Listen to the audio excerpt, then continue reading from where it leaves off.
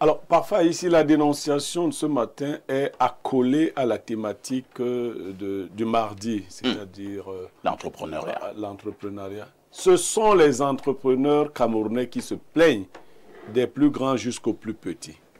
L'État ne paye plus les factures depuis exactement 1 an. Les derniers paiements se sont passés en avril de l'année dernière. Même ceux qui font les 4-9 ne sont pas payés.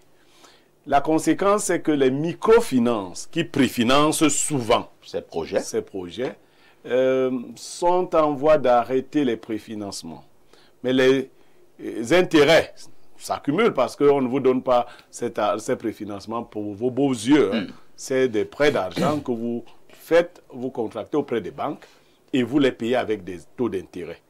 Alors, les petits entrepreneurs, eux, ils sont en train de disparaître. Mais même les plus costauds, la dette intérieure est de plus en plus importante. Au MINFI, on dit qu'il n'y a pas d'argent.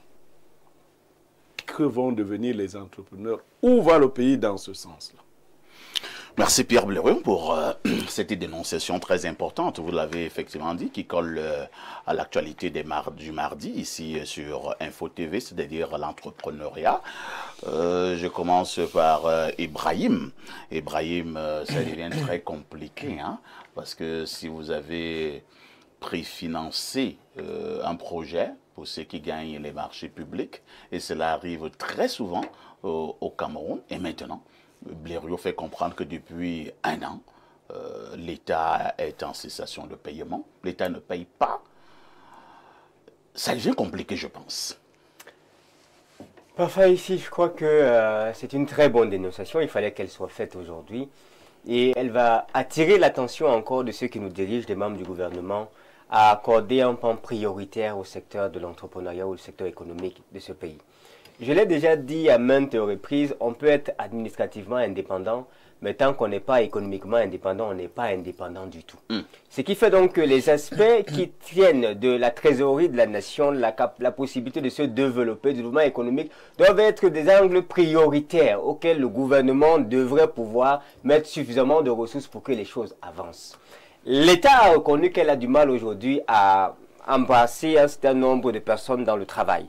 La fonction publique ne prend pas plus de 350 000 employés au Cameroun. C'est le secteur informel, c'est l'entrepreneuriat qui essaye de résorber encore ce taux de chômage suffisamment élevé. Pour l'année 2025, on vous parle d'environ 3 000 qui vont être recrutés. Environ 3 000, c'est déjà bon. À côté, vous avez des millions de chômeurs. C'est déjà bon, 3 000, mais 3 000 c'est combien de chômeurs justement? On parle de minimum 12 millions. Voilà. Donc 3 000, c'est merci pour les 3 000, mais ce n'est pas suffisant.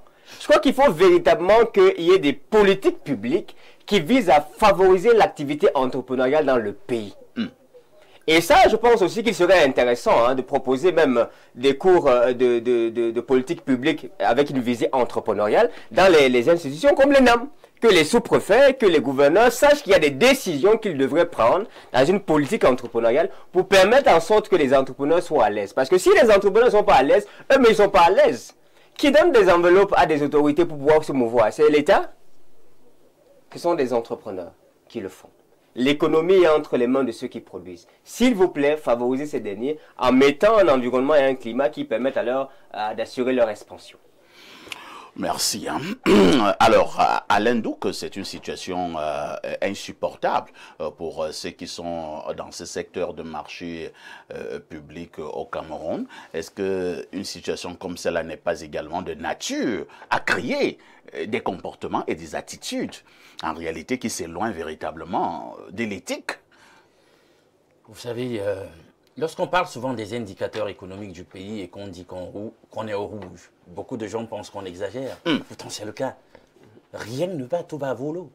C'est-à-dire que lorsqu'on fait une analyse froide, on présente les chiffres, rien ne va. Récemment encore, on a eu cette convocation des ministres des Finances de la zone CIMAC, auprès du ministre des Finances et de l'économie de France. On a bien vu qu'on a encore réaffirmé que même au niveau des réserves de change, ça ne va pas. Et ce qui a été recommandé, si on peut résumer, c'est encore plus d'austérité dans un contexte déjà assez austère et où les populations sont misérabilisées. Alors, puisqu'on parle d'entrepreneuriat, il faut déjà que nos compatriotes comprennent qu'en réalité, nous devons l'essentiel de notre croissance aux PME. Le tissu productif du Cameroun est à 99% constitué de PME. Les petites et moyennes entreprises. Eh oui, et sur les 99% en question, 86% environ de toutes ces PME sont investies dans le domaine du tertiaire, prestation de services, patati patata. Vous voyez que nous n'avons que quelque chose comme 15% à maxima dans le secteur secondaire, c'est-à-dire que dans l'industrie même pure et dure. Et puis, quand vous regardez le secteur même agricole, là, on a quelque chose comme, je sais pas, 0,4% de PME investis là-bas, dans ce domaine. Donc, vous voyez, et là, ça fait donc l'essentiel de notre force productive est à mal, puisqu'elle n'arrive pas à se faire payer pour les prestations qu'elles ont accordées à l'État. Et elle s'est toujours plainte, cette frange de notre économie, d'un problème sérieux. C'est-à-dire qu'elle en arrive même aux résultats qu'elle produit dans un contexte de difficulté. C'est-à-dire que les financements d'abord sont hyper durs à obtenir. Ouais.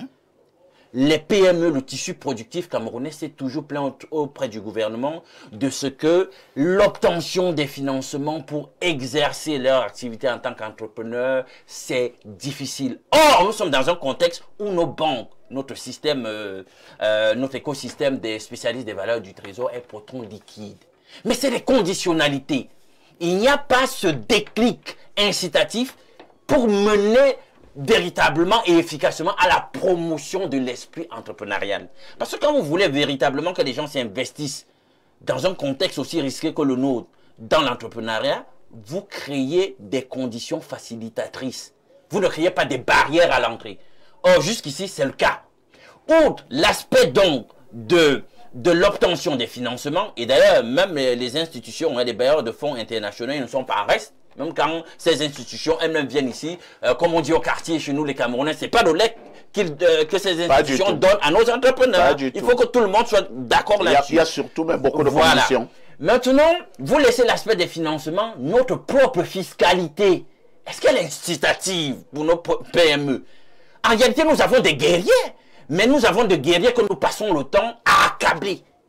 Est-ce qu'au Cameroun, est-ce qu'il est normal que lorsqu'on parle de nos PME et de la fiscalité, qu'on se rende compte qu'en réalité, on passe jusqu'ici, en dépit de tout ce que les entrepreneurs disent, tout ce que le GCAM, et même le GCAM avant le GCAM a pu dire, on passe autant à fiscaliser sur le chiffre d'affaires, au lieu de fiscaliser sur le résultat net d'exercice. Alors, Alain, donc, c'est vrai que vous êtes en train de faire une longue démonstration là, qui est d'ailleurs très intéressante, mais moi je vais vous poser une question un peu plus brutale. Hein. Oui. Mettez les guillemets brutales.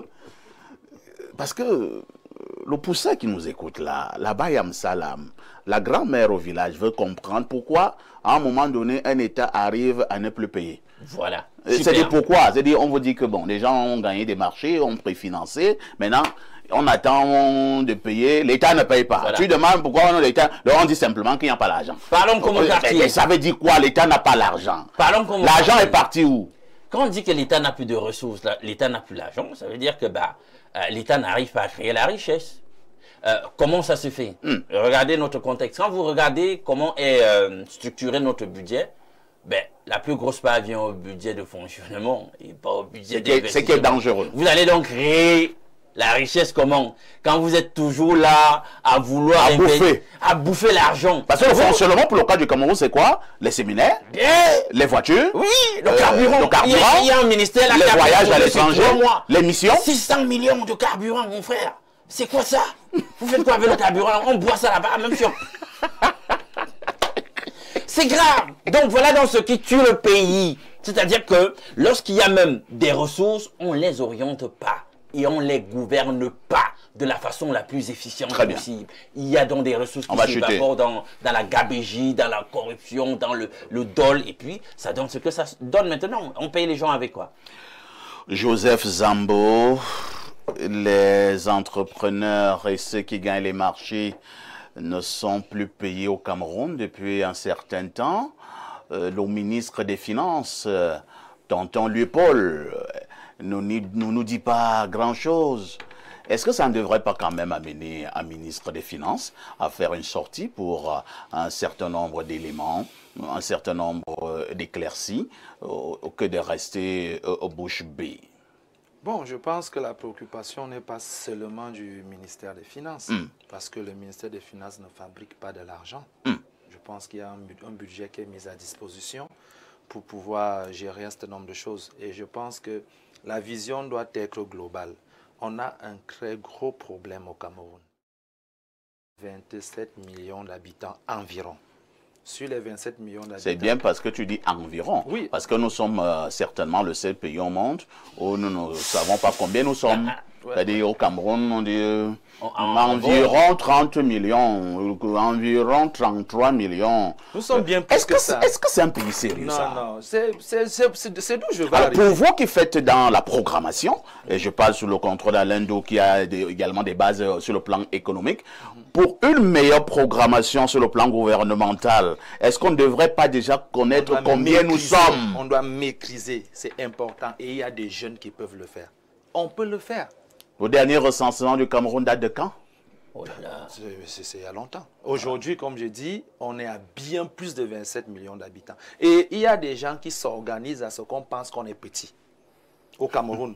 Et en Afrique, ils veulent bien qu'on sache qu'on est petit, qu'on n'est pas grand, parce que la masse est importante aussi pour des projets internationaux. Et on veut que l'Afrique pense qu'en termes de superficie, on est petit, en termes de nombre, on est petit. On est bien plus pour faire peur.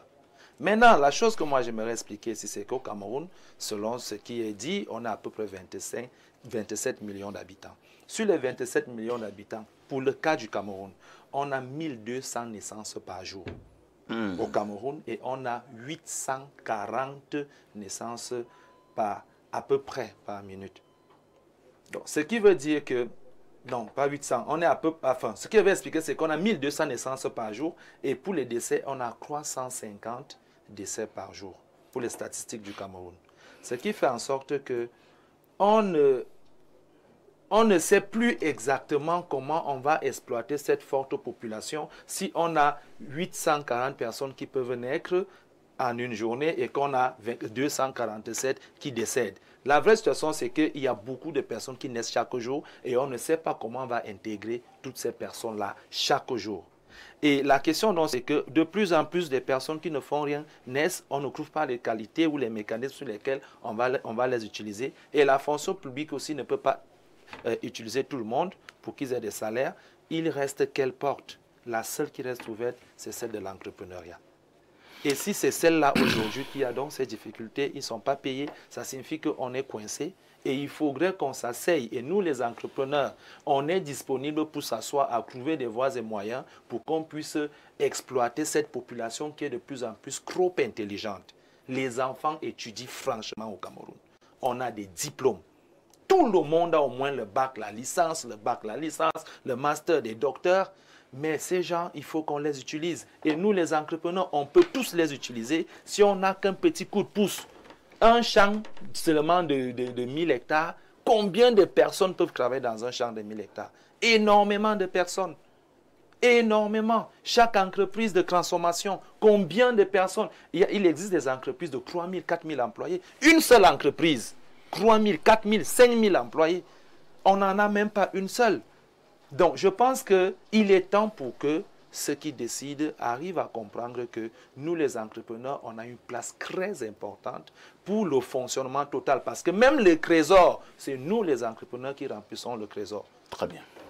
Merci Joseph Zambo. Pierre Blériot, on va poser un problème fondamental ce matin qui peut toucher à plusieurs domaines de notre société.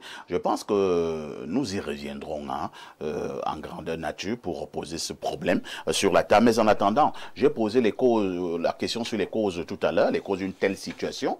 Et maintenant, s'il y a des causes, et Alain doit essayer d'énumérer certaines, il y a certainement également des conséquences d'une telle situation. Quelles sont les conséquences de la situation actuelle? Ben, la toute première, c'est le ralentissement de l'activité économique. Alain Doka suggérait, et ça c'est ce qui est patent, la pression fiscale au Cameroun est très forte. Elle est même dissuasive. quand vous voyez comment les entrepreneurs subissent la fiscalité, vous vous demandez si on veut les chasser. Nous avons parlé ici du préfinancement des microfinances et même des banques. Mais parfait, ici, il y en a qui se font financer au quartier. Oui, dans les tontines. Les tontines et l'usure. Ouais. Les tontines et l'usure, tous les projets ne sont pas bancables. C'est-à-dire que la banque, dans cette affaire-là, ne représente pas grand-chose dans ce qui est donné comme argent. C'est donc quelqu'un qui vient voir Ibrahim, et Ibrahim lui donne 5 millions, il lui dit 20% le mois.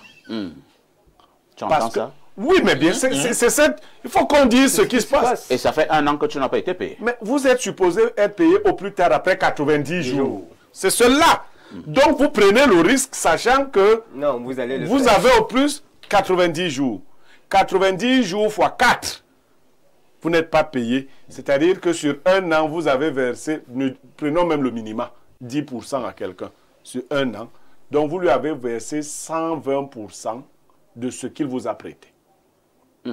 Vous voyez, je dis si on est à 10% pour les tontines du commune, c'est comme ça au Cameroun, la tontine c'est 10%.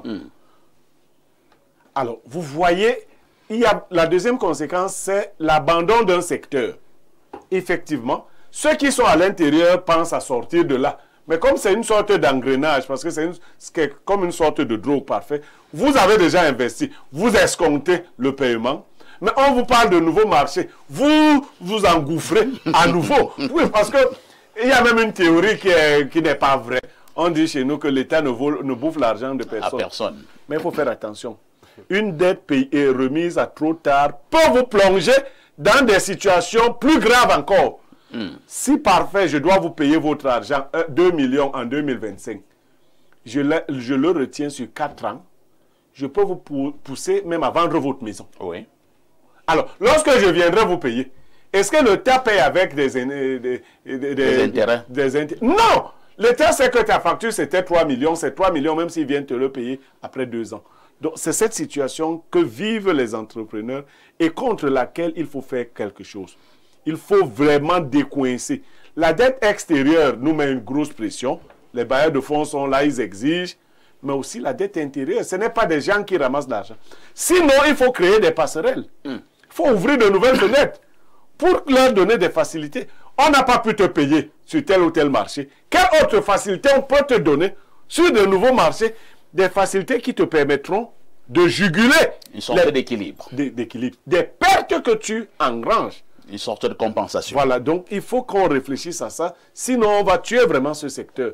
Parce que ceux qui y vont, c'est découragé. Merci Pierre Blériot. Nous allons lire ces nombreux messages de nos téléspectateurs à travers le monde.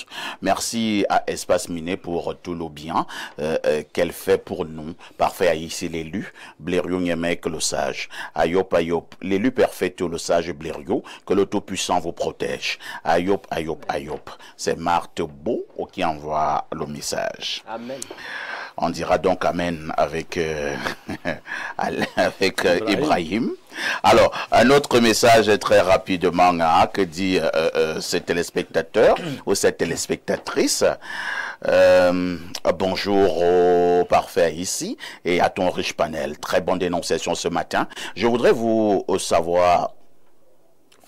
Peut-être je voudrais vous faire savoir que moi-même, ça fait plus d'1 an aujourd'hui que j'ai livré un marché dans le cadre de l'exécution des travaux publics. J'ai déposé les factures, mais rien. On nous fait comprendre que l'État n'a pas encore débloqué de l'argent. Mais moi, j'ai eu à discuter avec un grand homme d'affaires dont je préfère taire son nom. Il m'expliquait cela est dû aux élections présidentielles d'octobre prochain.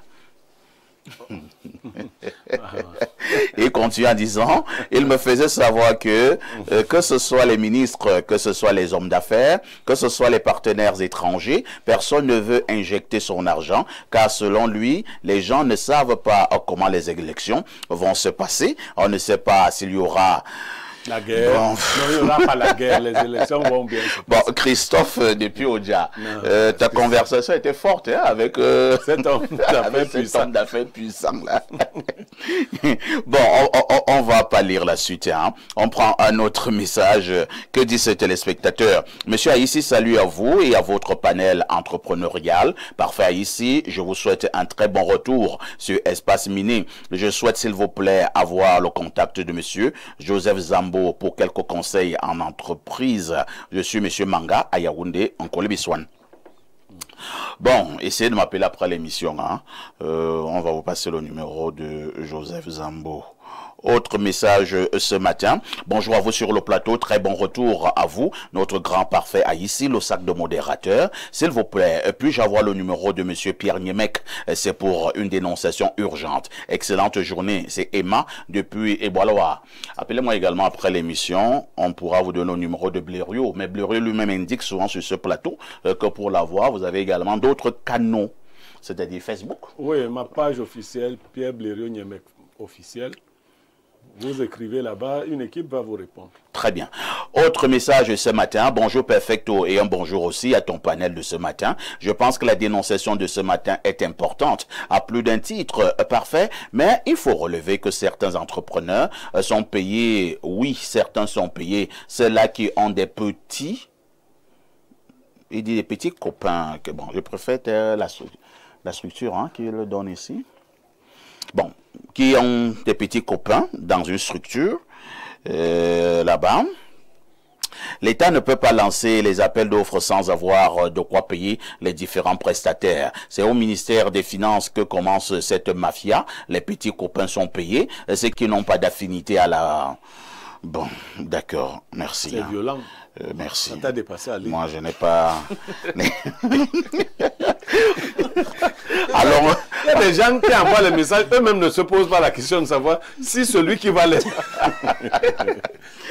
On va au plus 33, c'est la France. Bonjour parfait et tout ton panel. La dénonciation d'aujourd'hui sur les non-paiements de factures sont faits exprès par l'État du Cameroun. Et remarquez bien que chaque année d'élection, ils font la même chose. Bloquer les finances pour handicaper, premièrement, ceux qui peuvent aider les opposants financièrement.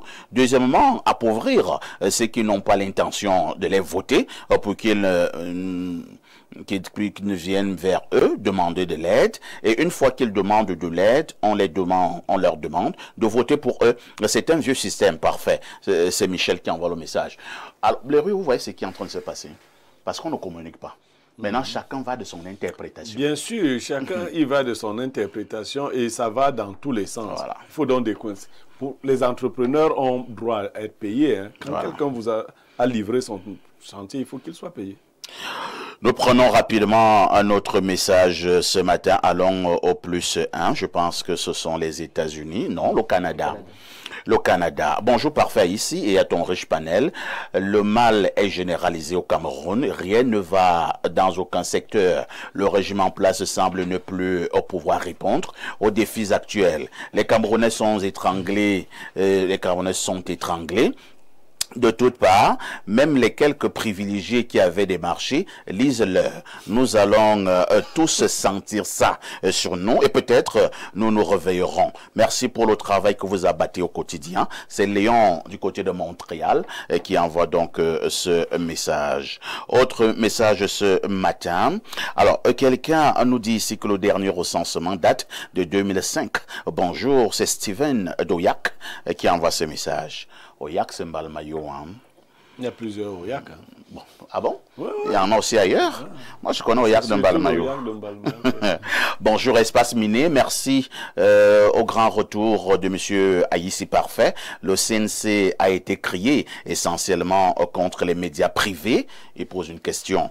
Il n'y a pas l'argent pour la dette intérieure, mais il y a l'argent pour les meetings du seul parti politique avant le lancement officiel de la campagne électorale. C'est Jean-Paul de Yaoundé qui envoie ce message. Blériot, dont les meetings là sont financés par l'argent de l'État? Non, ils disent que c'est des particuliers qui financent les meetings. Bon, Seulement, il se trouve que ces particuliers-là sont aussi dans l'appareil de l'État souvent. Bon, alors, comment ils font avec leurs 2 poches? Un autre message, je lis comme c'est écrit. Hein. Oh, welcome, l'Unkuta de la modération. Je t'assure que tu nous as beaucoup manqué, mais par la grâce du Seigneur, tu es de retour. Beaucoup de courage à toi. Les gens disent qu'ils n'aiment pas Blériot Niemek, mais quand il est 10 h, ils zappent Info TV pour voir qui est Blériot Niemek, et si Blériot Niemek n'est pas là, ils zappent une autre chaîne. Si c'est pas la sorcellerie, c'est quoi?